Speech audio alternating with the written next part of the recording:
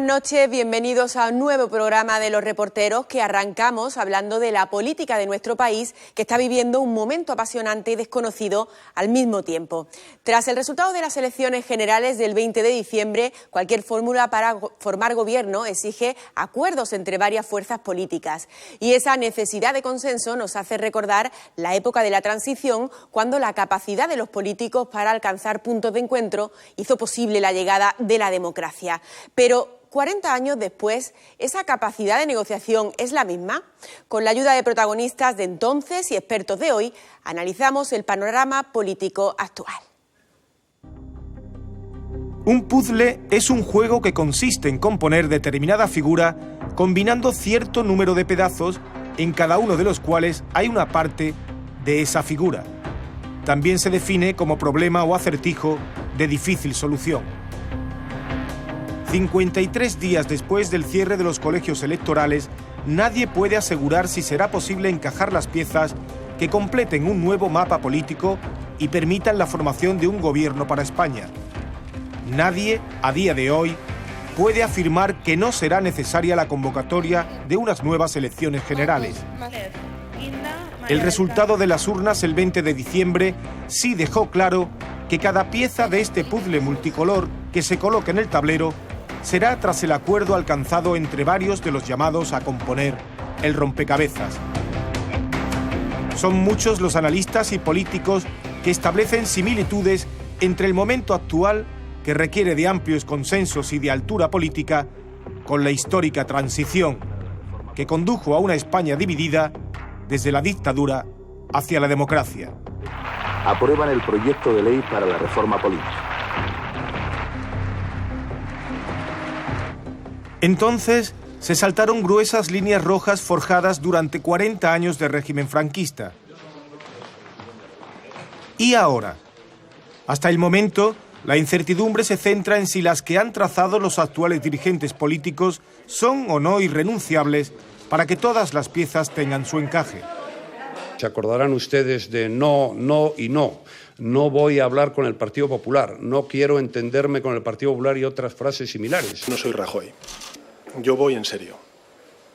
Y espero que el resto vayan en serio. No entendemos que el Partido Socialista pretenda ponerse de acuerdo con Ciudadanos, que en última instancia es buscar un acuerdo con el Partido Popular en diferido. Nosotros ahí no podemos entrar, ni por activa ni por pasiva. Dejamos claro que nosotros no podemos estar en un gobierno ni en un pacto de gobierno con Podemos. Los acuerdos son tan necesarios como difícil ha sido el punto de partida a tenor de las estrategias fijadas por los partidos. Aunque el documento con propuestas concretas presentado el lunes por Pedro Sánchez fue bien recibido por Podemos, Ciudadanos, Compromís e Izquierda Unida, una novedad significativa en todo este proceso, lo cual no quiere decir que los partidos hayan renunciado aún a sus líneas rojas. Lo que estamos viendo por ahora es un predominio de la táctica, ¿no? Hay un tacticismo que está imposibilitando llegar a acuerdos en una situación que la agenda política está requiriendo grandes acuerdos y visión a largo plazo, porque la agenda política que ha salido ya de estas elecciones es una agenda política totalmente diferente, ¿no? Con grandes pactos, grandes reformas, y eso requiere cierta altura de miras, ¿no? La gran experiencia de acuerdo y de pacto en nuestra historia reciente ha sido la que sucede tras la primera legislatura constituyente, en la cual fuerzas políticas de todo el espectro ideológico consiguen ponerse de acuerdo para establecer las bases del nuevo sistema político español, ¿no? Y ahí hay acuerdos entre posiciones muy distanciadas. Entonces, ¿hasta qué punto la nueva élite, la nueva clase política es capaz de llegar a ese tipo de consenso? Es lo que está por ver. ¿Qué ha ocurrido? Que los actores políticos se han quedado como deslumbrados, o sea, quiero decir, no saben qué hacer y no les ve uno operar, están como novatos, no saben qué hacer con esta situación, sobreactúan, hablan de líneas rojas, pero a la postre, es decir, para salir de este impasse tendrán que llegar a pactos. Ramón Vargas Machuca, diputado en aquella legislatura constituyente que comenzó en 1977, sitúa en dimensiones distintas la transición y el momento político actual. Cuando salimos de la dictadura y entramos en aquella transición, los sujetos políticos que van a ser protagonistas en ese tipo de cosas tienen distintos objetivos, pero tienen una segunda voluntad. Cada uno tiene su historia, tiene su rollo, tiene su relato, tiene sus objetivos primero, pero al final todo el mundo coincide en lo que llaman fijamente la second best, o sea, hay un segundo interés que en ese caso coincide en la mayoría, que es la democracia. Bueno, veníamos de lo peor, cada uno traía su propia historia, cada uno teníamos unos estímulos internos de cambiar el mundo u otros de que no le pasara nada, pero coincidíamos en un objetivo, en tener una democracia. Y ahora, ¿el objetivo cuál es de cada uno? El profesor Manuel Clavero Arévalo, figura relevante durante la transición y padre del célebre Café para Todos, no concibe la política en general y el momento actual en particular sin el diálogo. En la transición no había nadie que dijera yo no hablo con los comunistas o yo no hablo con la UCD. Allí estaban dispuestos a hablar todos con todos. Y hoy, por el contrario, veo que hay partidos que dicen yo no hablo ni hablo con el otro. Claro, el fondo de la cuestión, desde el punto de vista político, hace que el momento actual, siendo menos trascendente que la transición, quizás se haga más difícil. No puede haber consenso si no se tiene un espíritu de excepción. Yo recuerdo que cuando se hizo la Constitución de 78 había momentos en donde se estancaban las negociaciones. Y en este sentido, recuerdo que Fernando Abril y Alfonso Guerra se reunían y desatascaban el problema. Hoy no encuentro yo a nadie que por sí mismo sea capaz de superar el problema. En la Constitución del 78, los que la negociaron, la transición, estaban dispuestos a ceder. El problema era ver hasta cuándo se podía ceder. Pero el Partido Comunista cedió en algo tan importante para ellos como monarquía y bandera española. Estaban dispuestos a ceder y por eso fue posible la... Ahora nadie está dispuesto a ceder. El momento es muy delicado. Y yo digo que sin que haya un espíritu dispuesto a ceder en líneas rojas que se han trazado y que se pueden superar, esto no tiene arreglo. Uno tiene la percepción de que muchos de los que están discutiendo están más pensando en su propia supervivencia personal. Es decir, si yo de aquí salgo de presidente del gobierno o me voy al paro, tengo un problema. Hay una emergencia social que hay que atender. Discútanla, pongan papeles sobre la mesa de qué medidas pueden hacer. Desde el punto de vista económico, desde el punto de vista del paro, desde el punto de vista del deterioro de los que estén peor situados. ¿Por qué no hablan de ese tipo de cosas? ¿O hablamos de las reformas constitucionales? Pues hablamos. Hablamos qué pasa en un país donde en medio de una crisis el objetivo de uno es que dice que se quiere ir. Yo hago rancho aparte que no sale más a cuenta. Y tenemos un caos, un cacao. ¿No sería mejor sentarse y definir una agenda de prioridades a partir de las cuales lo mismo llegamos a un acuerdo? Las circunstancias de un periodo y otro ciertamente son distintas. Ahora no perseguimos la democracia porque la tenemos, pero sí que están en la agenda política reformas estructurales que afectan a la propia Constitución. El problema territorial, la ley electoral y otros como la educación, el paro, la corrupción, la quiebra del estado del bienestar, requieren de amplios consensos. Yo creo que hay un condicionamiento, como nadie sabe realmente si vamos a ir a unas nuevas elecciones. Los partidos están, diremos, con un pie en la actual legislatura y con otro pie pensando en cómo quedan ellos de cara ante su electorado de cara a unas segundas elecciones. Nadie quiere salir como el que ha imposibilitado el acuerdo, pero todo el mundo al mismo tiempo sabe que si no hay acuerdo y las posibilidades de que no haya acuerdo son elevadas, hay que volver a competir, ¿no? los nacionalistas actuales no son los nacionalistas de la primera transición, son nacionalistas que están planteando una ruptura radical. Es decir, hay un nuevo eje de debate que es la plurinacionalidad de España. Antes había un problema relativamente más fácil, que era cuando un partido ganaba pero no tenía votos suficientes para obtener que su candidato se impusiera en el Parlamento, se acudía a los nacionalistas, que pactaron UCD y el PSOE con los nacionalistas y Aznar. Es que los nacionalistas hoy, ¿quién negocia con Cataluña?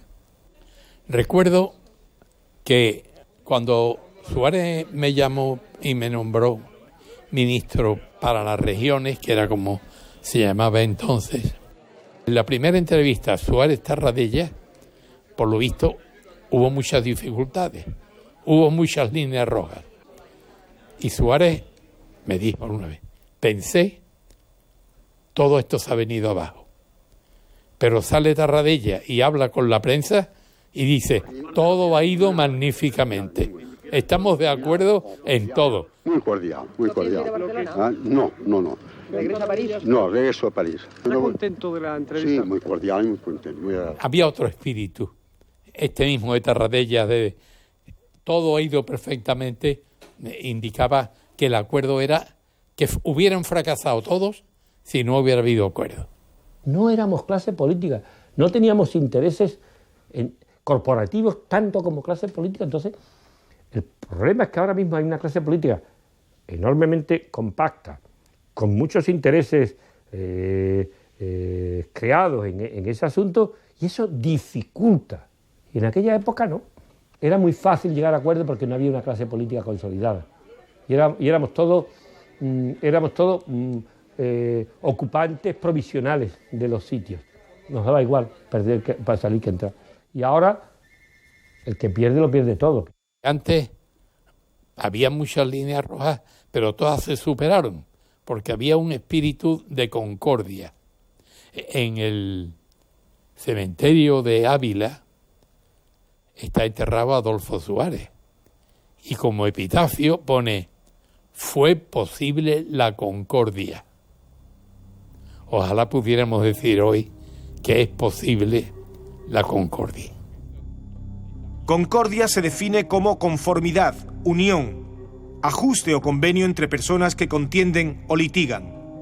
La transición es sinónimo de amplios consensos. Sin acuerdos, no encajarán las piezas y será inevitable volver a convocar a la ciudadanía para un nuevo reparto de fichas con las que componer este mapa político multicolor de España.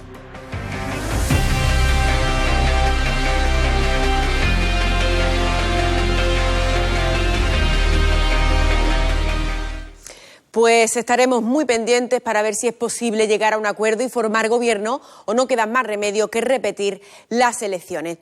Son ahora mismo las 10:08 de la noche. Les hablamos ahora del maltrato animal, porque tras la entrada en vigor de la modificación del Código Penal ha aumentado el número de imputados por delitos contra los animales, e incluso algunos de ellos han ingresado en prisión. Se ha producido, por tanto, un endurecimiento de las penas y algunas infracciones que se consideraban faltas y que se pagaban con multas y que se han convertido otras en delitos. Así las cosas, aunque la sociedad está cada vez más concienciada, se siguen produciendo muchos casos de maltrato y abandono. Una realidad dura que les vamos a mostrar a continuación y en la que inevitablemente hemos tenido que incluir secuencias que pueden herir su sensibilidad. En medio, güey, que caiga chido. ¡A la verga!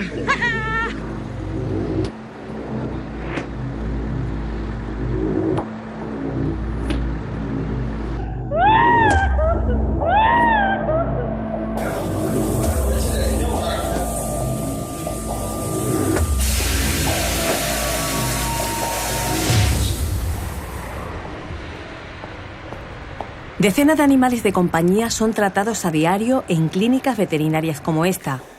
Bueno, este es un perrito que ha venido porque le han roto una pata, aparentemente por un golpe. Entonces lo tenemos aquí hospitalizado y lo hemos operado.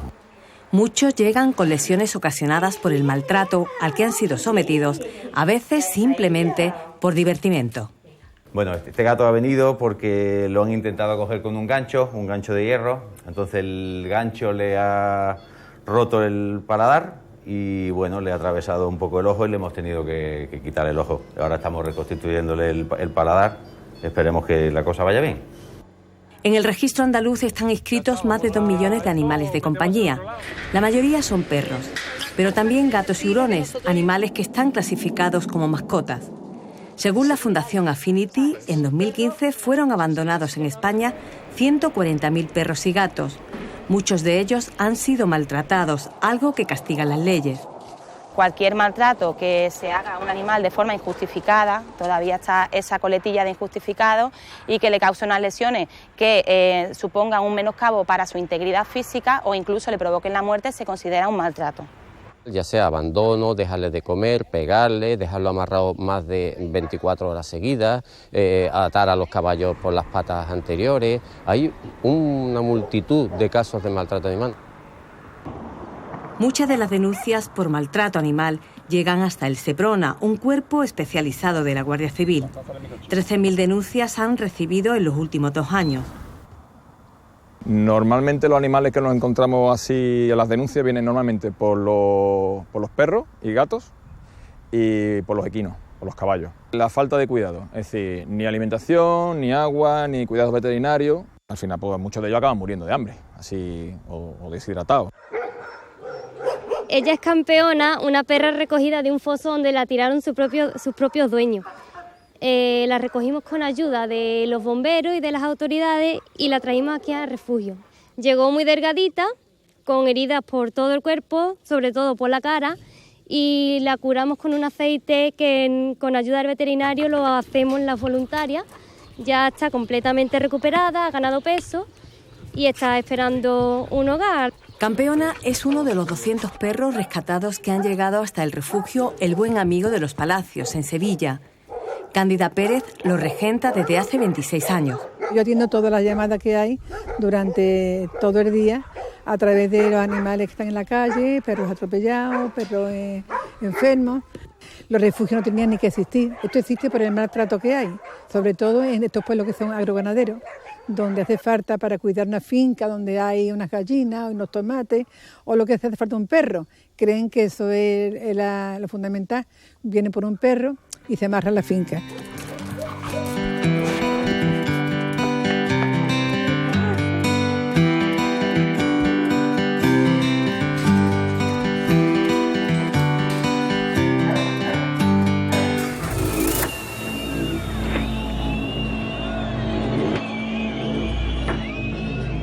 Aquí en Andalucía se tiene la costumbre de maltratar animales desde hace mucho tiempo para las fiestas. Antes se reía uno cuando le pegaba una patada a un perro, cuando le hacía una trastada a un gato. Entonces eso está muy metido en la gente, ¿no? En los pueblos sobre todo cerrados donde no ha llegado un poco ese cambio de pensar que es un ser vivo y que no tiene derecho a vivir y no tiene por qué sufrir para que nosotros nos divirtamos. Carmen Alamán dirige la asociación ARCA, que ayuda a animales abandonados o rescatados de situaciones de maltrato. Actualmente tienen bajo su tutela 90 perros y 47 gatos. Hay veces que nos llegan cachorritos que los han dejado en un contenedor de la basura metidos dentro y tenemos que empezar pues desde biberones cada 3 horas. Hay otros perros que llegan atropellados, pues que necesitan unas operaciones de trauma que son costosas. Otros perros que llegan con un trauma psicológico, no siempre llegan mal en mal estado físico, pero sí psicológicamente llegan mal.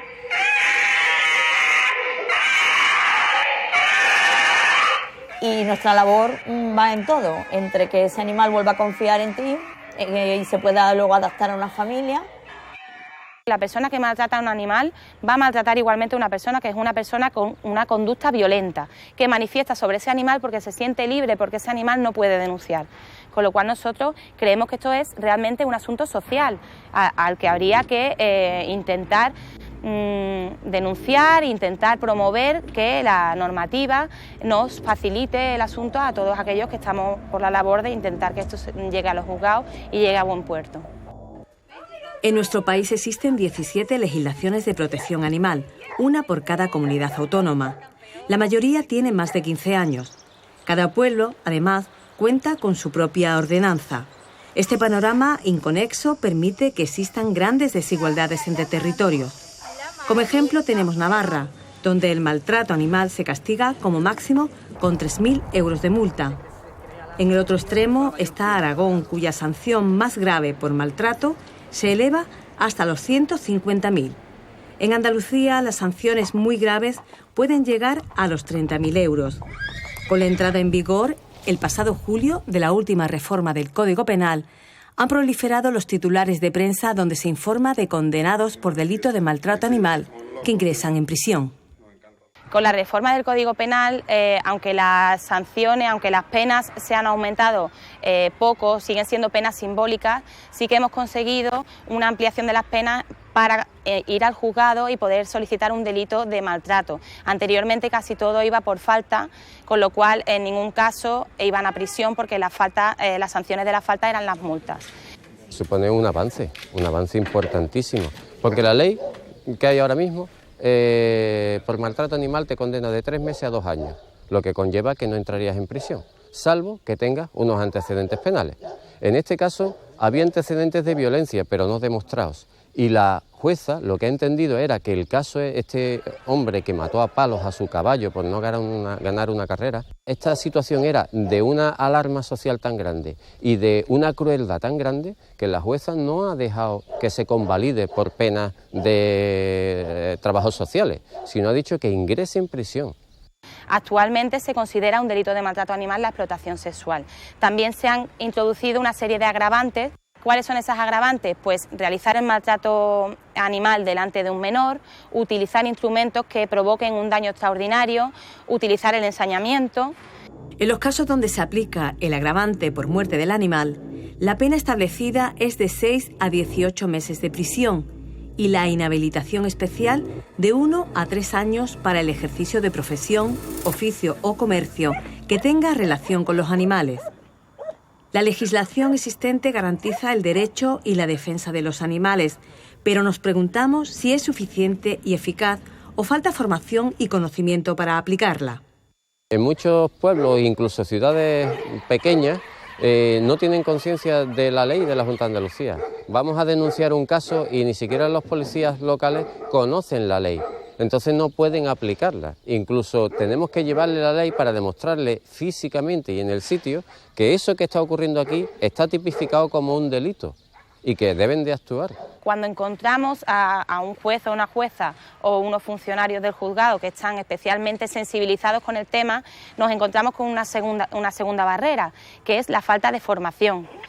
No hay jurisprudencia suficiente, no suelen tener información, hay instrucciones y circulares de la Fiscalía de Medio Ambiente que indican cómo interpretar el Código Penal. Generalmente los jueces y los funcionarios del juzgado no tienen conocimiento de toda esta normativa, con lo cual nos toca a los abogados en este caso hacer también una labor educativa y didáctica.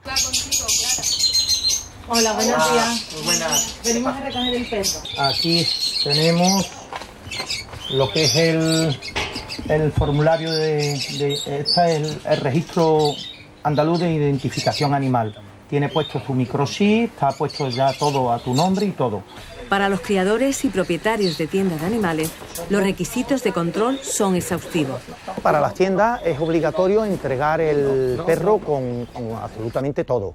Su pasaporte, su microchip, da de alta en el RAIA, que es el Registro Andaluz de Identificación Animal, y por supuesto con su garantía sanitaria. Eso es obligatorio, de hecho estamos hablando de la salud y el bienestar de un animal y nos tenemos que comprometer a que salga en perfectas condiciones. Los grupos que defienden a los animales aseguran que la adquisición responsable de mascotas evitaría muchos casos de abandono. A todos los padres les gusta regalarle a su niño un juguete y muchos de ellos se equivocan y les regalan un animal, que no es un juguete, que es un ser vivo. Entonces compran el animal porque es un cachorrito, muy bonito, muy divertido, muy gracioso, lo llevan a casa y cuando lo llevan a casa se dan cuenta de que el animal crece, se hace caca, tiene que comer, se pipí, se come los muebles muerde. Lo típico que el chiquillo pues ve la tienda de animales o ve los cachorritos, que son súper graciosos. Lo que pasa es que el cachorrito pues, va creciendo, va teniendo una demanda de atenciones que el chiquillo no entiende.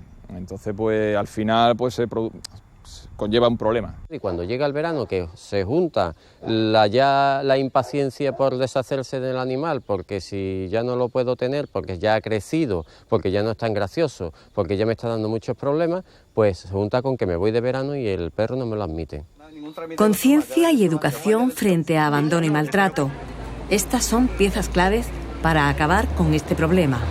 Hace falta una concienciación a la sociedad, sobre todo desde que son pequeñitos, que vean que los animales, el que les gusten, que los cuide bien, y el que no les gusta, que no los tenga. Pero el maltrato, por maltrato, cero.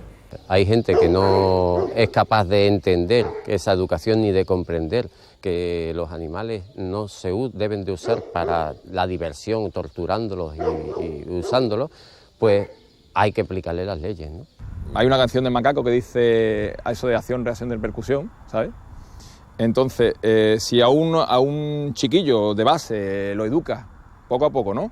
Ese chiquillo ya va creciendo con una conciencia proteccionista hacia los animales o hacia el medio ambiente o hacia lo que sea, ¿sabes? Y a lo mejor él, bueno, pues todavía, pero las generaciones sucesivas al final van con el chi cambiado. Y yo creo que eso es para todo, yo creo que sirve para todo. La educación, al fin y al cabo.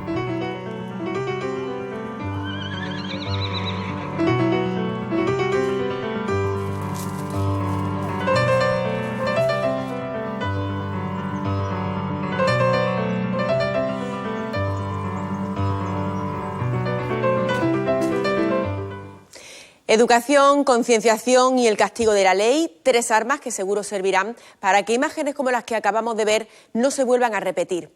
Cambiamos ahora de asunto. 2 jóvenes titiriteros granadinos han pasado 5 días en prisión por exhibir dentro de la obra que representaban en los carnavales de Madrid un cartel con referencias a un grupo terrorista ficticio que formaba parte de la trama. Ayer fueron puestos en libertad con cargos, pero la polémica ha llegado a alcanzar una repercusión internacional.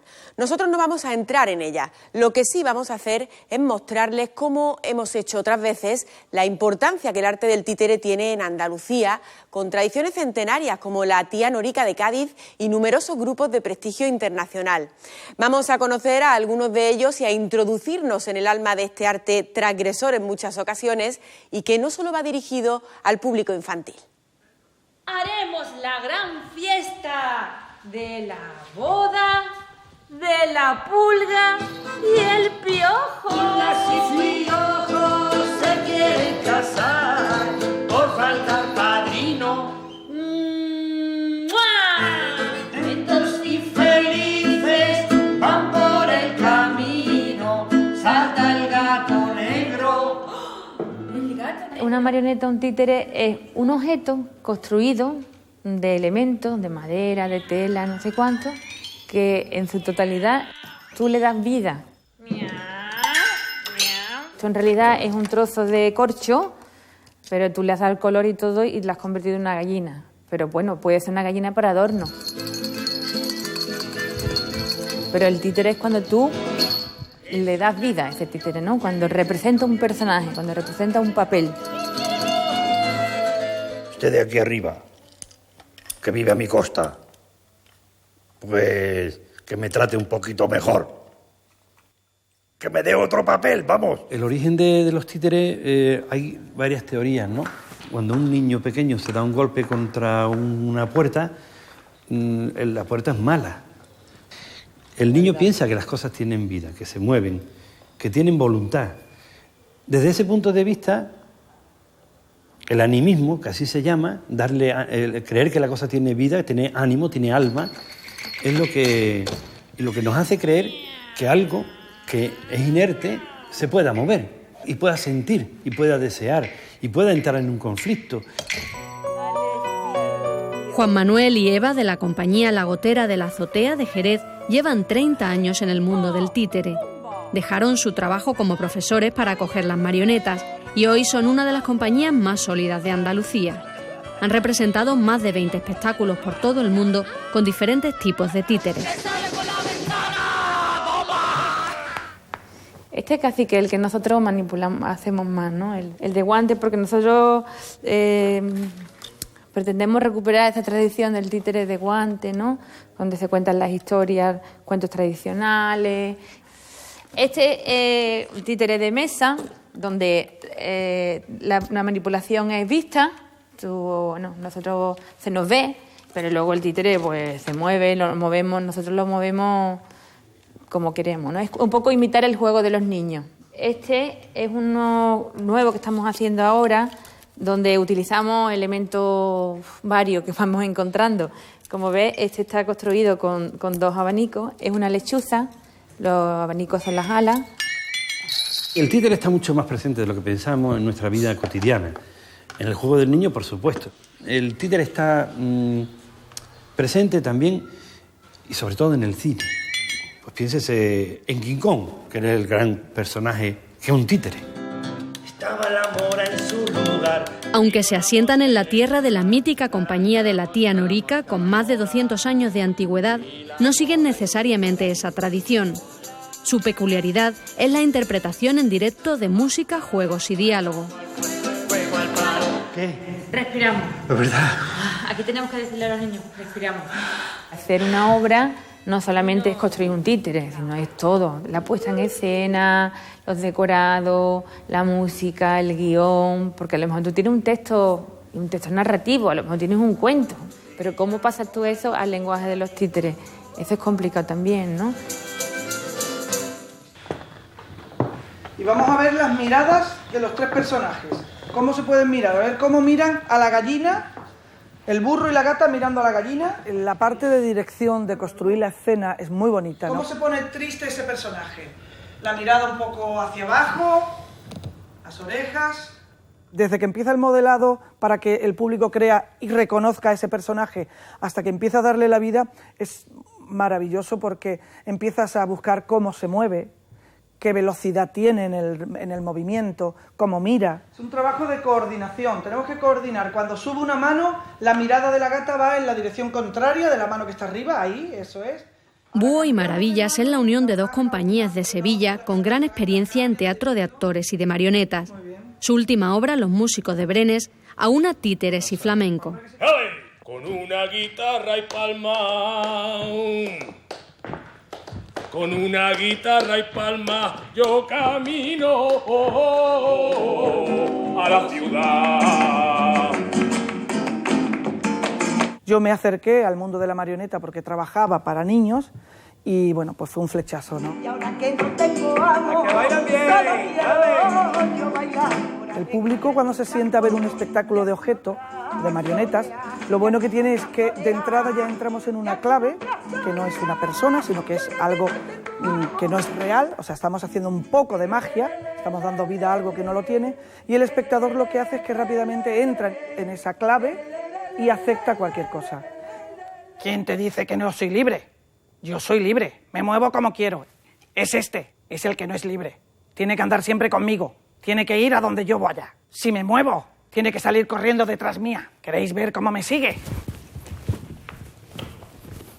El teatro de marionetas tiene unas posibilidades educativas tan amplias que, bueno, a nosotros desde que empezamos hace más de 20 años en esta profesión, aunque hacemos espectáculos también para adultos y para público familiar, pero siempre nos tira más el público infantil, porque ese no se casa con nadie, ese, si tú le llegas al corazón, si tú le transmites alegría, se ríe, si tú le transmites sensibilidad, la siente, si algo no le gusta, te lo dice.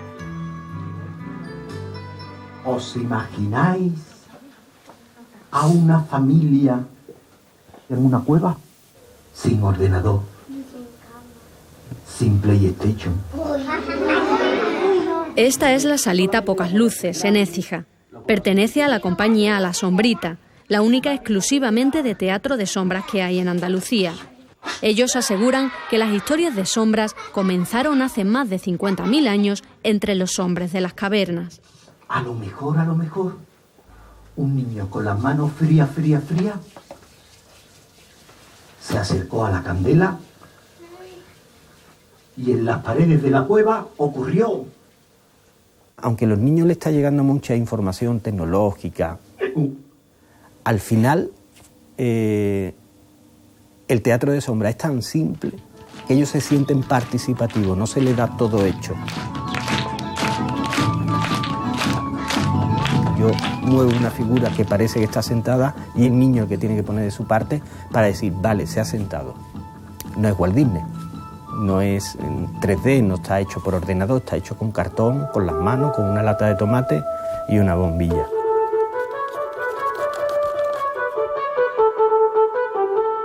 El teatro de sombra relativamente es muy sencillo. Un punto de luz, una pantalla y algo en medio. La silueta la podemos articular con articulaciones básicas, como por ejemplo esta, que tiene aquí solamente un cablecito que alza un brazo,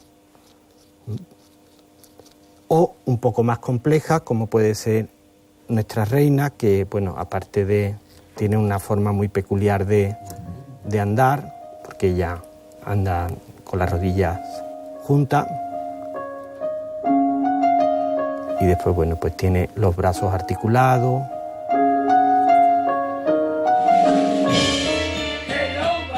No hay más vodka. No, que no hay más vodka. Te traigo una cosa de Ávila. Mira, el brazo incorrupto de la santa. Sin embargo, no todo el teatro de marionetas es para niños. El mejor ejemplo lo tenemos en el Espejo Negro, en Málaga, que desde hace 20 años ofrece espectáculos críticos y provocativos.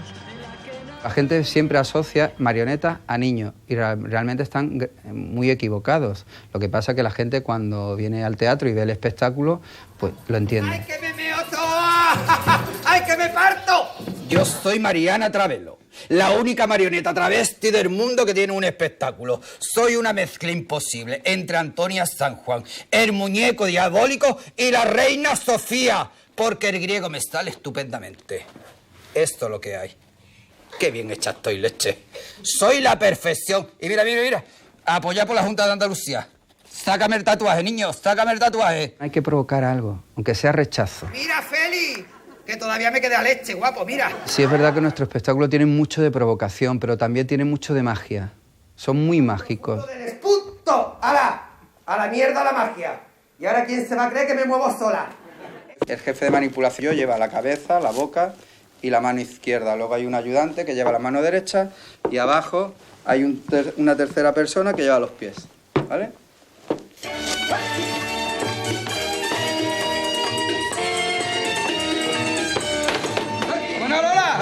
Esta forma de manejar la marioneta, que dominan a la perfección, se llama bunraku. Es una técnica centenaria japonesa. Un negrito que baila en la calle por unas monedas, ¿no? El Espejo Negro y otras compañías andaluzas han sabido llevar el teatro de títeres de Andalucía fuera de nuestras fronteras. En este país, bueno, hemos ayudado, hemos puesto nuestro granito de arena para que el mundo de la marioneta para adultos tenga un lugar. Y en este momento lo tiene. Hago todo lo posible para que la marioneta se escriba con M de mayúscula, porque en este país aún hoy en día hay gente que piensa que lo que hacemos no es teatro.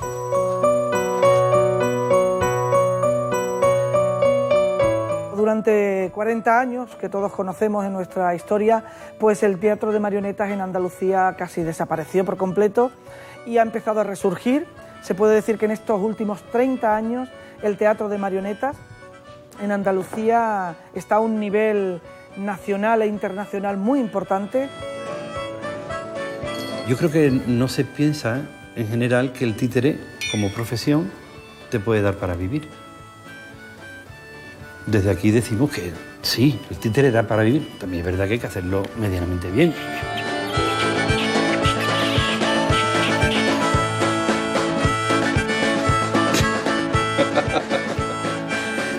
Es que es imposible.